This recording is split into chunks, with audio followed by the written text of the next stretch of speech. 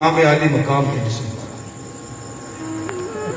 آخر کار زخموں کی تاب نہ لاتے ہوئے امام عالی مقام اپنے گھوڑے سے نیچے گر گئے۔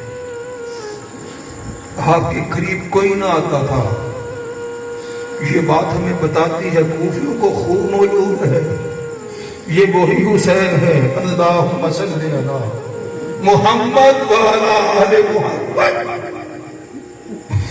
کوئی قریب نہیں آ رہا تھا، کس منہ سے اس طرف منہ کروں؟ آپ پر ایک ایسا شقی شخص، لعنتی شخص تھا جسے تاریخ نے شبر کہا ہے۔ وہ آیا اور امام کے سینے پہ بیٹھ کے کہنے لگا، حسین یزید کی مخالفت سے دیکھا تم نے کیا کمایا؟ تیرا خانوادہ ہم نے ختم کر دیا۔ لوگوں، حسین جرت کا نام ہے۔ میرے امام نے فرمایا، شیبہ تو مجھے بے بس سمجھ رہا ہے؟ کیا کہا تم نے کہ مجھے یزید کی مخالفت نے کیا دیا؟ تو کہتا خانوادہ ختم ہو گیا، بس قریب ہے یہ دنیا دیکھے گی کہ پانی پہ پابندی لگانے والے بچے یا پیاسے آباد ہوئے۔